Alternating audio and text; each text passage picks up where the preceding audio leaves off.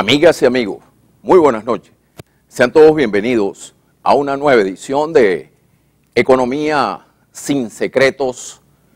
En octubre del 2014, los técnicos y profesionales del Banco Central de Venezuela denunciaron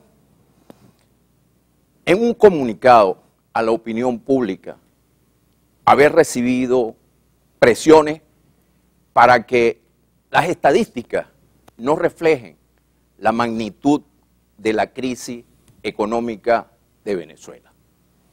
En lo que va de año, el organismo encargado de velar por la estabilidad monetaria tiene 3 meses sin publicar los informes del Índice Nacional de Precios al Consumidor, por lo que el país desconoce las variaciones oficiales de precios.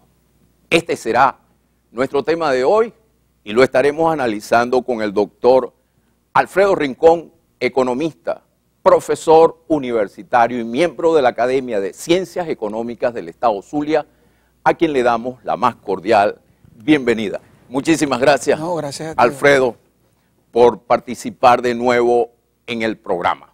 Alfredo, primeramente, ¿por qué la inflación en Venezuela se ha convertido en un secreto de Estado? Porque es muy alta y el gobierno sabe que el conocimiento de eso por la población, el uso por economistas críticos y por políticos le perjudica. Pero es una tontería porque la gente, cada vez que va a las cadenas a comprar alimentos y otros productos, se da cuenta que todo sube de precio escandalosamente.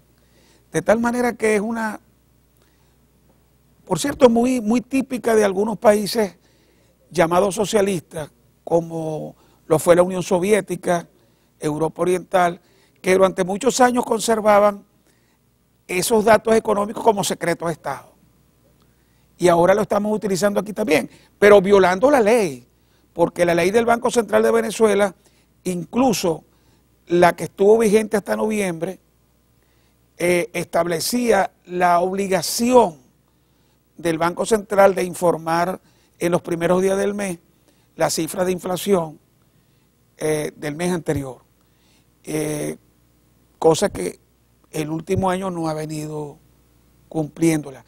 Y digo la ley anterior, me da pena decirlo, porque he estado pendiente de que se llegue a Maracaibo, no la Gaceta Oficial, que tampoco la he conseguido en internet, pero allí debe estar, sino el ejemplar físico de la nueva ley que se aprobó en noviembre, lo mismo que de la ley de instituciones del sector bancario, y me han dicho en las librerías que es que no ha llegado, cosa que antes llegaba casi inmediato, y cuando insisto en por qué no ha llegado, me dicen, profesor, parece que es que no hay papel en Caracas.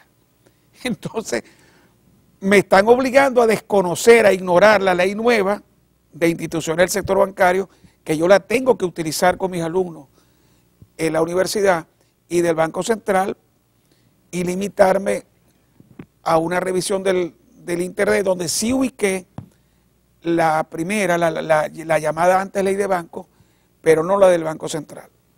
Hablando de ley. Hablando de ley.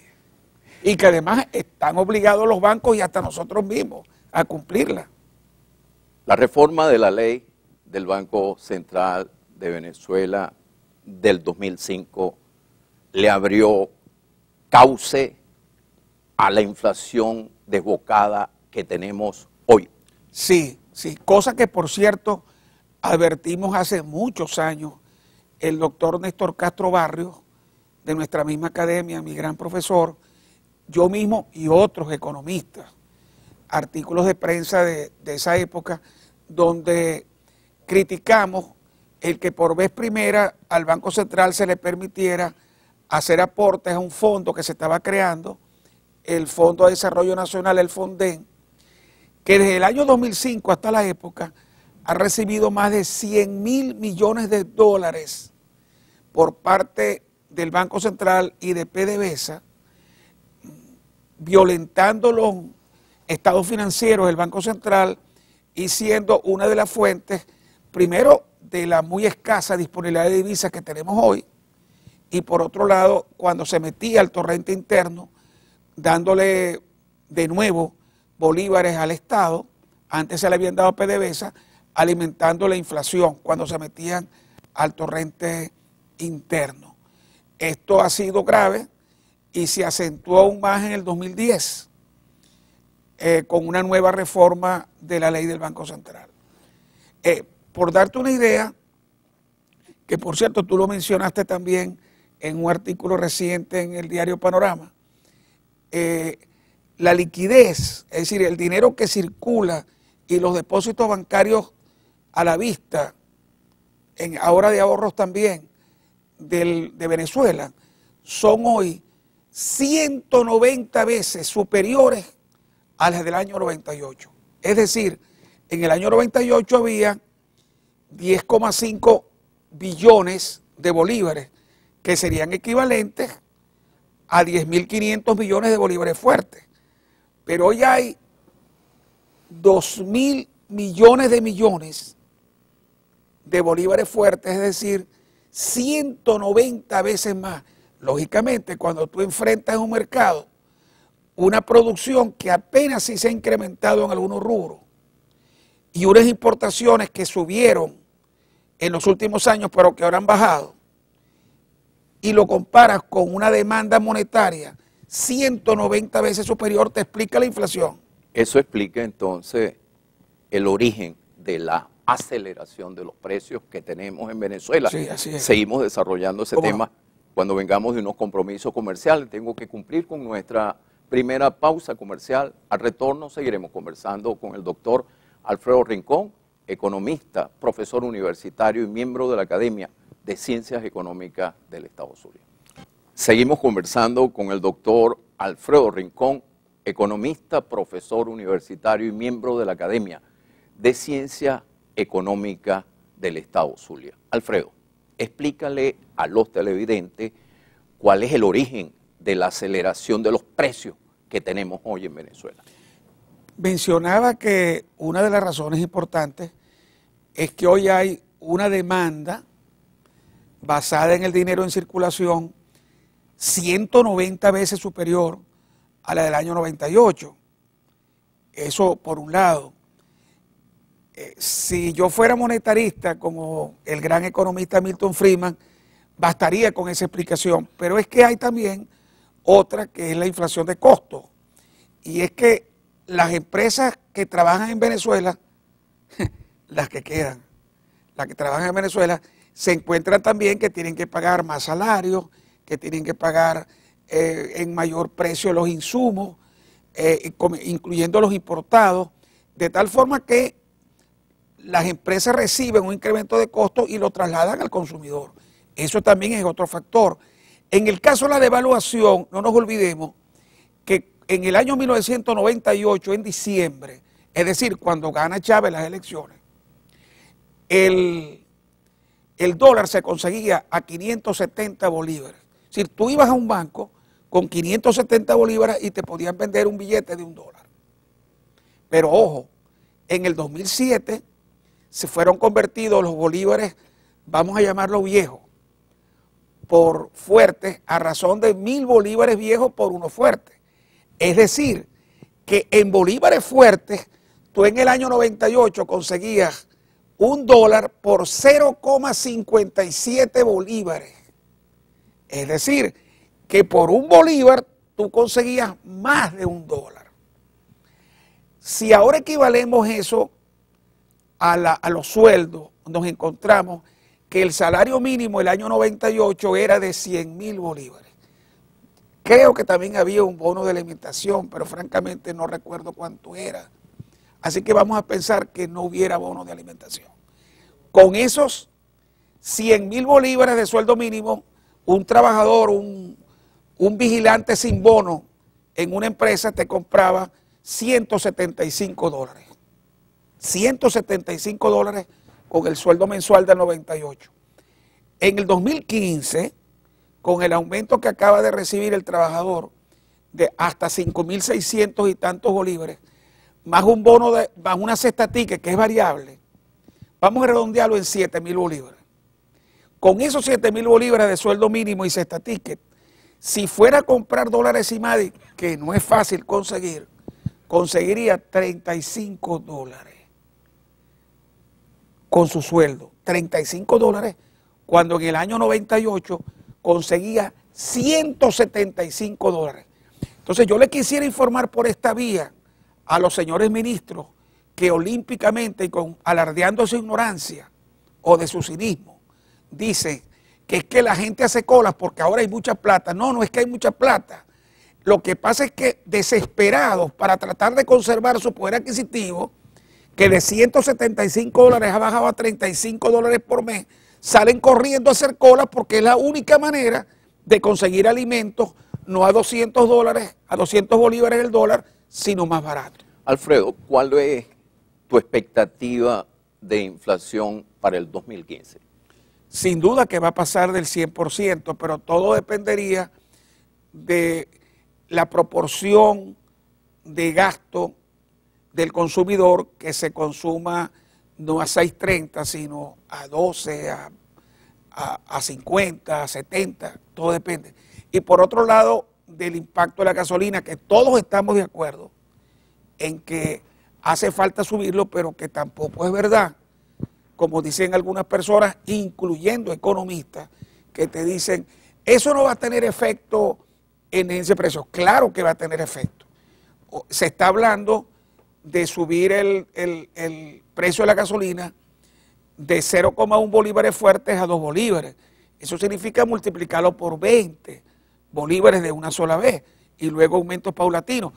Yo creo, por cierto, que con ese aumento no paran el contrabando, no lo paran, porque para parar el contrabando, si en Colombia, que lo tenemos al lado, y en otros países, el litro de gasolina cuesta más de $1, y si tú compensas algo, el transporte, lo que se paga en sobornos a funcionarios militares y de PDVSA en la frontera o para sacar la gasolina, etcétera, no necesariamente tienes que poner el litro de gasolina en Venezuela a $1 bolívar, pero sin duda que ponerlo a 2 bolívares cuando el dólar está en 200 no soluciona el problema. Siguiendo con el tema de la inflación, entonces Venezuela está al borde de la hiperinflación.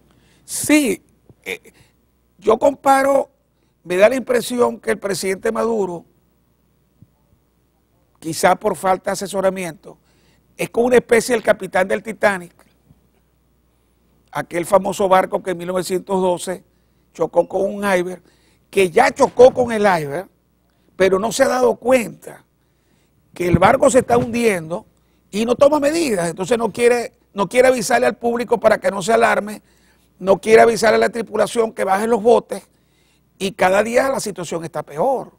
Entonces, vamos a una hiperinflación, pero además un estancamiento económico que ya se comenzó a dar el año pasado, donde hubo el 4% de contracción y este año puede haberlo incluso mayor. El Fondo Monetario acaba de estar una misión en Venezuela y se quejan de que tampoco les dieron cifras a ellos. Se estima una contracción del 7% según el Fondo Monetario Internacional, claro, para este año. Pero es que además, mira, cuando tú estás haciendo una cosa bien, imagínate tú que en tu casa, en tu matrimonio con tus hijos, a ti está yendo muy bien en la empresa. Y te pregunta a tu señora, mi amor, ¿cómo te va la empresa? No, mi amor, me va muy bien, mira, vendimos el 25%. Pero si tú no quieres decir nada, pero hay una de dos, o que estás a punto de divorciarte y no quieres que tu mujer se entere de que la cosa te está yendo muy bien, que no es el caso de Maduro, o están yendo tan malas cosas que el gobierno no dice nada.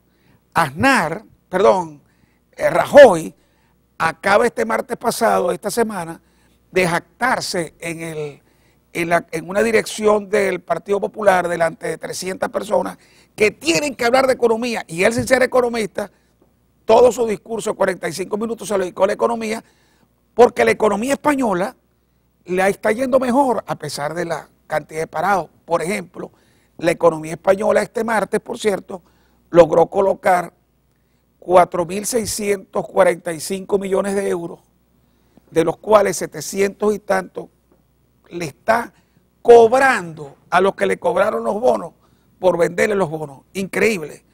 Le va a devolver dentro de 6 meses un poquito menos de lo que está recibiendo los bonos. ¿Por qué? Porque hay confianza en la economía española y porque no hay inflación. Venezuela está pagando en tasas reales entre el 30 y el 40% en dólares, tasas escandalosas, y lamentablemente en este momento no consigue quien le preste. Nuevamente tengo que hacer una pausa. Vamos a dejar una pregunta en el aire porque me gustaría que le explicaras a los televidentes cuando vengamos de unos comerciales cuáles son las causas y las consecuencias de una hiperinflación. ¿Ok?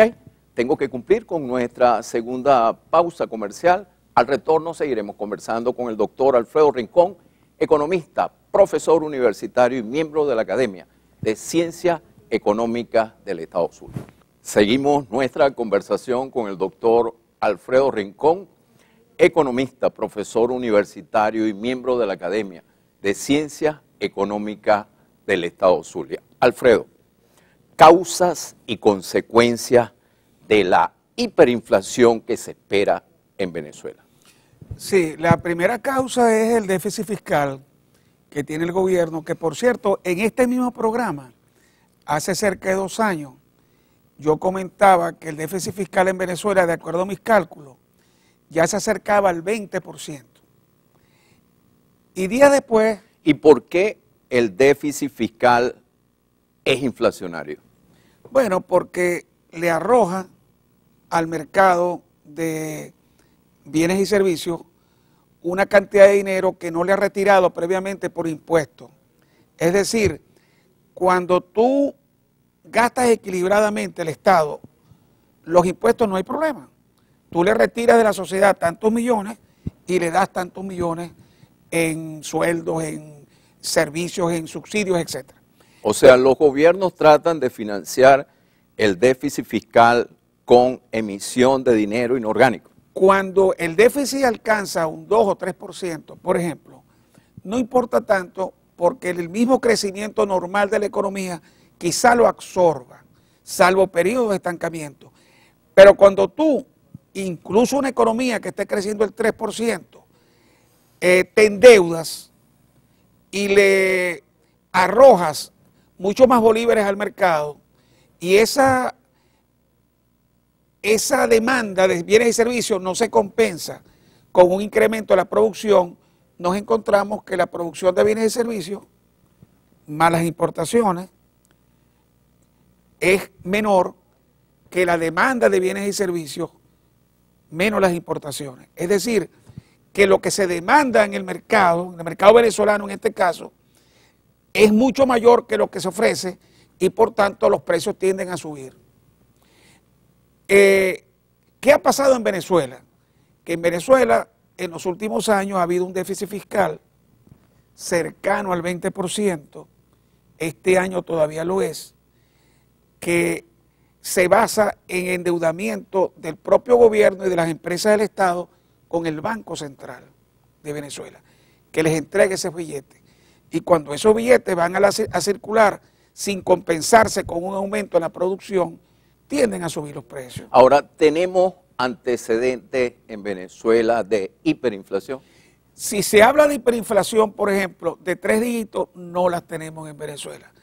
La inflación más alta que hubo acá históricamente fue en el año 96, en el segundo gobierno de Caldera, pero que también se explica por una cantidad de ajustes que se hicieron simultáneamente, que los impulsó Teodoro Petkov como ministro de Cordiplan, la llamada Agenda Venezuela, que produjo eso. Entre otras cosas, el gobierno reconoció la subida del dólar y unificó, o sea, puso otra vez el dólar libre.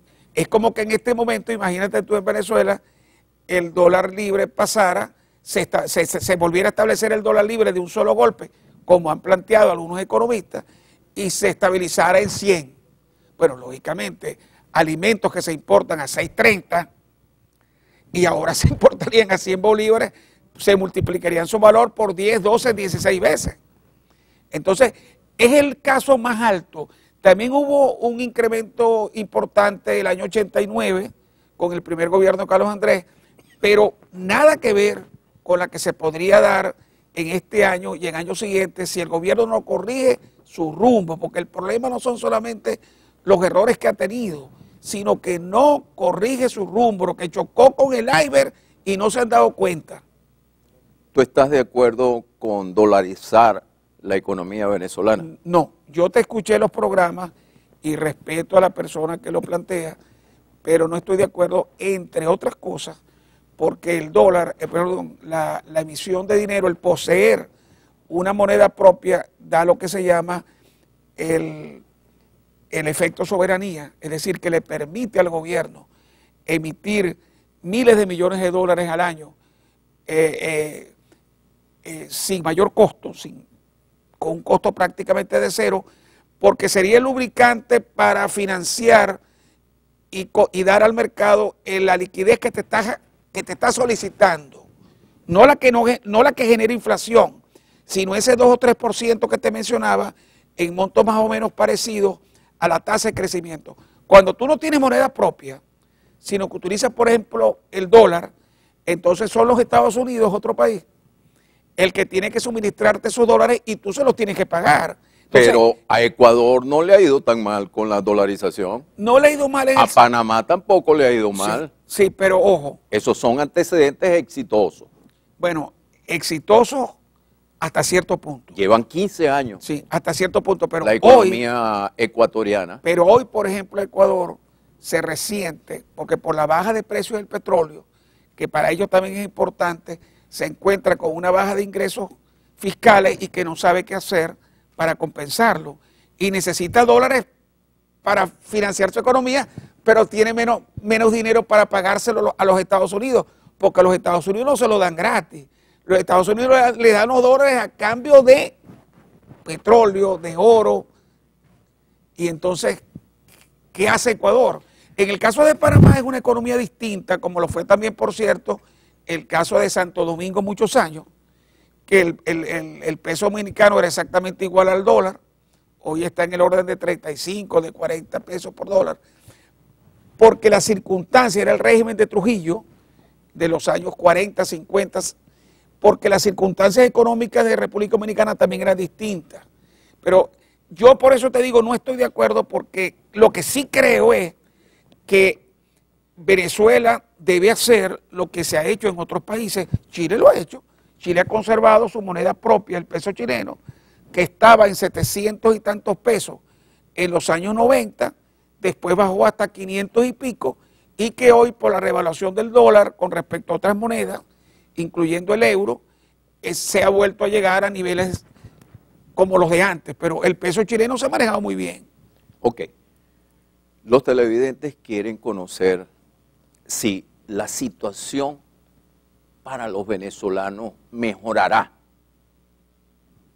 o empeorará en el corto plazo. Desarrollamos este tema cuando vengamos de una pausa comercial. Tengo nuevamente que cumplir con unos compromisos comerciales. Al retorno seguiremos conversando con el doctor Alfredo Rincón, economista, profesor universitario y miembro de la Academia de Ciencias Económicas del Estado Zulia. Seguimos conversando con el doctor Alfredo Rincón, economista, profesor universitario y miembro de la Academia de Ciencias Económicas del Estado Zulia. Algo que los televidentes quieren escuchar. La situación para los venezolanos, ¿mejorará o empeorará en el corto plazo? Sí, tú me hablabas hace rato de los efectos de la hiperinflación.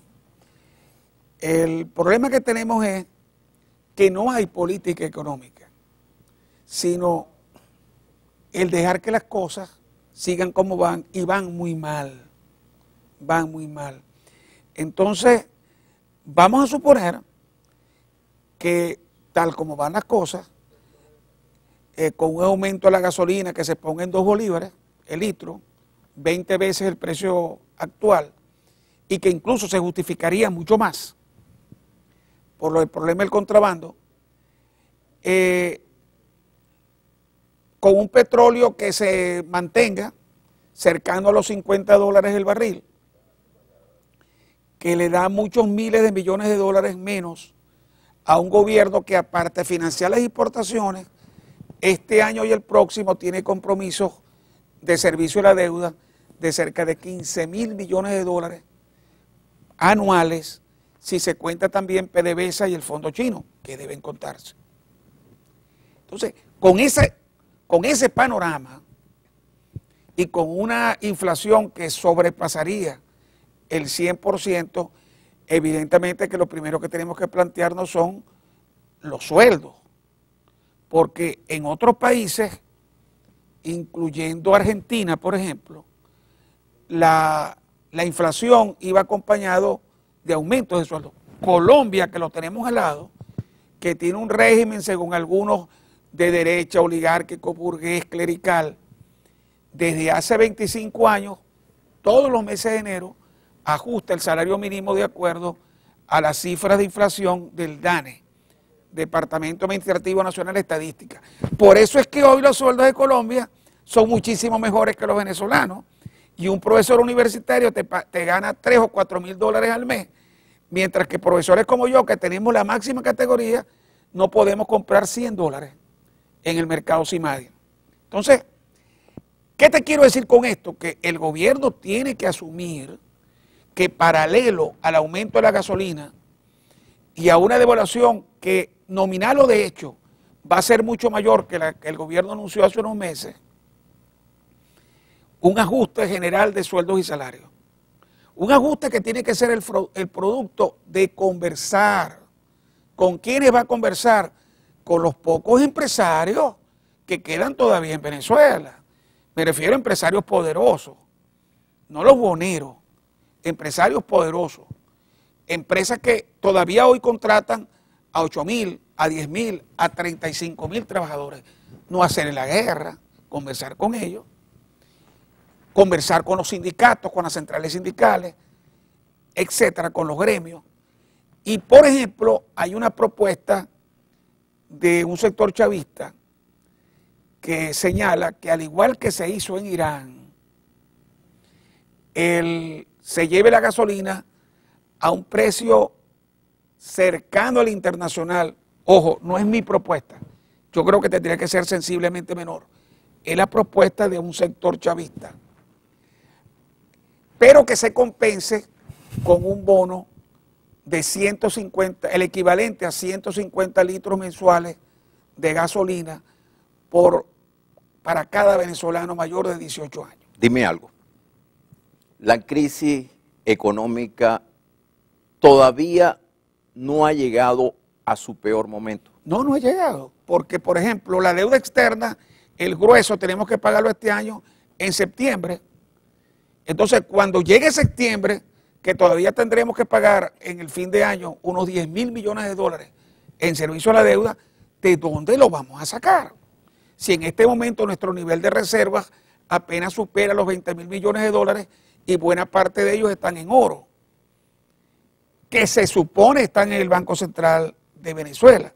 Entonces, si con esos 20.000 millones de dólares y sin todavía tener el pago del servicio a la deuda de septiembre, que es muy alto, tenemos la situación que tenemos, puede imaginarse el público lo que pasará en septiembre.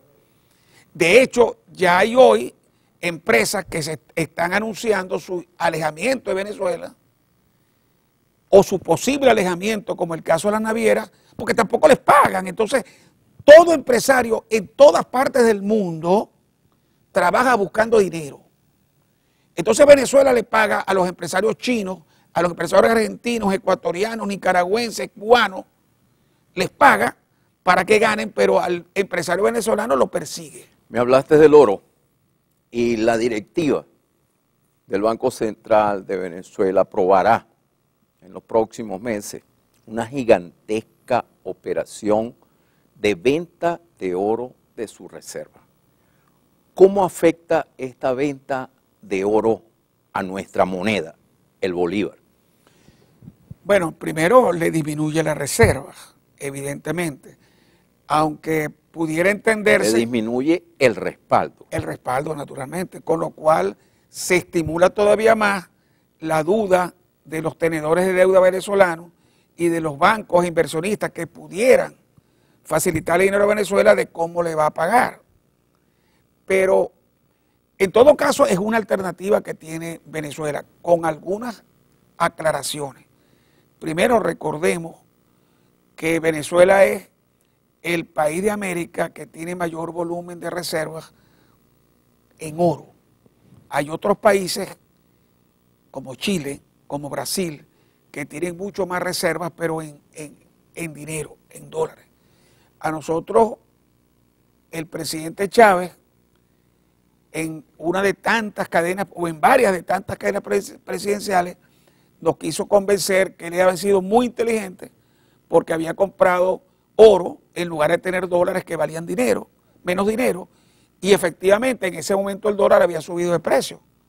Pero hoy el dólar está cerca de 1.200 dólares la onza Troy. Venezuela tiene cerca de 320 toneladas de oro y el 90% de sus reservas están en oro. Pero ese precio ha bajado con relación al que había hace 2 años. Entonces hemos perdido dinero. Pero quizá, ahora, ¿cuál sería la forma más lógica de que Venezuela solucionara este problema grave que tenemos de divisas? Mira, el Fondo Monetario Internacional se creó en el año 44 justamente con ese objetivo de ayudar a solucionar las crisis de balance de pago que tuvieron los países. Alfredo, tengo que hacer una pausa. Al retorno me gustaría que nos explicara por qué Maduro prefiere pagar la deuda externa hipotecando el oro de nuestras reservas internacionales. Desarrollamos este tema en el próximo segmento. Tengo que cumplir nuevamente con unos compromisos comerciales. Al retorno seguiremos conversando con el doctor Alfredo Rincón, economista, profesor universitario y miembro de la Academia de Ciencias Económicas del Estado Zulia. Seguimos conversando con el doctor Alfredo Rincón, economista, profesor universitario y miembro de la Academia de Ciencias Económicas del Estado Zulia. Explícale, Alfredo, a los televidentes por qué Maduro prefiere pagar deuda externa, hipotecando el oro de nuestras reservas internacionales. Sí. Bueno, el riesgo de no pagar la deuda externa es que los acreedores pudieran solicitar en tribunales extranjeros el embargo de activos que tenga la República de Venezuela o incluso PDVSA, que es propiedad de la República de Venezuela, en el exterior. Si le estoy hablando de refinerías, depósitos bancarios, oleoductos, almacenamientos, barcos, petroleros, etc. Es decir, no es fácil no pagar. Por otro lado, este gobierno cometió un grave error hace cerca de 10 años cuando prefirió, en lugar de endeudarse con el Fondo Monetario, con el Banco Mundial, con bancos conocidos, canceló la deuda. Tú recuerdas que se presentó al país como una gran cosa. No le debemos nada al Fondo Monetario ni al Banco Mundial. Y el que no sabía, un chofer de taxi me lo decía a mí, profesor, mire que pagamos la deuda, así como gobierno. No, pagamos la deuda por la que nos cobraban el 3 y 4%, pero nos comenzamos a deudar a gente que nos cobra hoy el 40% anual en dólares. Es decir, es el tendero o el maestro que vive en un barrio de Maracaibo que le cancela la hipoteca de su casa a un banco con 10 años de anticipación o al INAVI, pero entonces va y se endeuda con un prestamista de la esquina que le cobra el 20% mensual. Un usurero. Un usurero. Ese fue el negocio que hizo Venezuela, que en aquel entonces algunos lo criticamos, pero otras personas lo creían muy bien, comenzando por el presidente Chávez. ¿Es el caso de la deuda con China? Es el caso de la deuda china y en general de mucha de la deuda. Los chinos, debo aclarar, ellos, aquí entramos en un misterio. el gobierno no es suficientemente transparente en cómo son esos contratos. Incluso hay economistas que dicen que Venezuela le ha pagado a China mucho más en petróleo de lo que China le ha prestado a Venezuela. No lo sé. Pero vamos a suponer que eso no sea verdad, que eso sea simplemente producto de la falta de información por parte de PDVSA y del gobierno. Pero no hay duda que los préstamos de chinos son los que a mí me enseñaban en el año 60 como préstamos atados. Es decir, préstamos que dan algunos países que te ayudan a comprar bienes, pero míos, fabricados por mí. Y cuando yo estudiaba economía en los años 60, los profesores, varios de ellos marxistas que me lo explicaban, insistían, esto es malo, y son malos, porque al ser atados te obligan... Igualmente hacen con las obras. Exactamente, bueno, no vamos muy lejos. Traen la mano de obra de su país. El ferrocarril de Anaco-Tinaco, que es la obra pública más cara que comenzó a hacer este gobierno, por 7.500 millones de dólares, y que yo en 2 artículos, uno en Qué Pasa y otro en Panorama, lo critiqué y dije que a mí no me daban las cifras, que yo creía que ese ferrocarril no tenía viabilidad económica. Los chinos lo hicieron en parte con manobra china. Mientras tanto, el puente sobre el lago se hizo en Venezuela desde el año 57 hasta el año 62 y gran parte del personal era venezolano. Incluso los ingenieros. Había ingenieros alemanes, algún italiano, pero el grueso de los ingenieros era venezolano. Entonces, estos son créditos atados porque no crean, o sea, ponen condiciones, es decir, yo te voy a prestar el dinero, pero para que una empresa china o de otro país te haga la obra y con personal básicamente nuestro. Eso es inversión que no genera mayor beneficio para el país. No tiene lo que llamaba Keynes el efecto multiplicador y el efecto acelerador. De la inversión. De la inversión. No lo tienen. Entonces, Alfredo, explícanos algo. ¿Por qué en Venezuela todo gira en torno al dólar? Claro. Bueno, porque ante la desconfianza que tiene el venezolano por el bolívar, se refugia en monedas fuertes, como son el dólar, el euro y bueno, y hasta el peso colombiano. Eso no siempre fue así. Mi papá era de la directiva del Banco de Maracaibo en la buena época del Banco de Maracaibo. Él murió años antes de la crisis. Y yo recuerdo haberle visto recibir a banqueros y empresarios colombianos que venían a Maracaibo a comprar cédulas hipotecarias, porque la cédula hipotecaria ganaba el 8% anual. En 8 años, la persona, el inversionista, duplicaba la inversión y transformándolo a dólares, se llevaba el doble de dólares que había traído. Aquello que el venezolano atesoraba en sus bancos venezolanos, en bolívares, ya no vale la pena, pero ¿para qué vas a depositar tú en un banco? Claro que a veces hay que depositar en bancos también por una serie de operaciones, pero en un banco donde la cuenta de ahorro o a plazo, si te la abren, te paga el 15% con una inflación del 68% anual, que va a ser superior este año. Es decir, las políticas del gobierno nos han hecho desestimular el trabajo. ¿Para qué voy a ir a trabajar haciendo arepas, vendiendo arepas en una esquina, cuando esa harina que voy a utilizar, que la he comprado en una cola, la puedo revender ganando mucho más que haciendo arepas? Pues, entonces no le pidas a la persona que hace eso que siga haciendo la arepa porque no las va a hacer. Siguiendo con el dólar, ¿la presencia o la ausencia del dólar sirve para explicar la escasez, la inflación, el desabastecimiento y la contracción de la economía?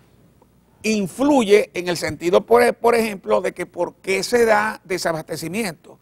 Se da porque la producción de muchos rubros ha bajado, porque Venezuela ya no tiene mucho dinero para importar y además porque cifras oficiosas, el 40% de lo que se trae al país se va de contrabando. ¿Y por qué se da todo eso? ¿Por qué se da el contrabando de la gasolina? Porque el dólar vale mucho y el bolívar no vale nada.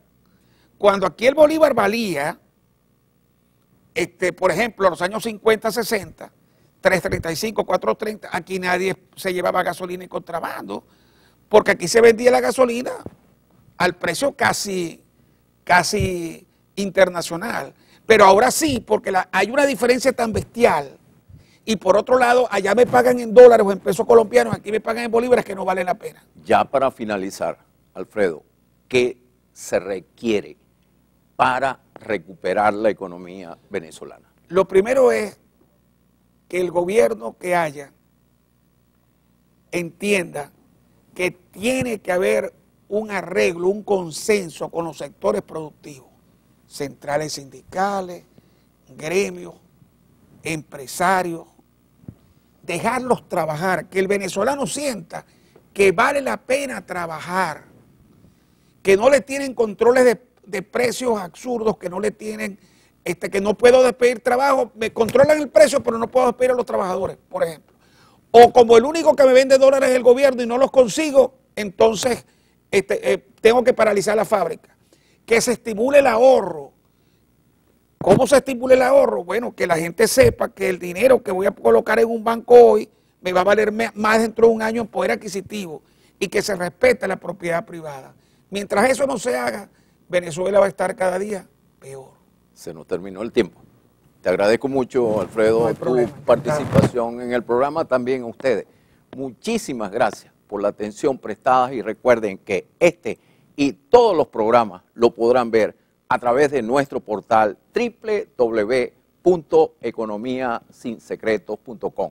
Me tengo que despedir hasta el próximo domingo a la misma hora, 9 de la noche, cuando le brindaremos más de Economía sin Secretos. Espero que el programa de hoy haya sido de su agrado, que pasen una feliz noche.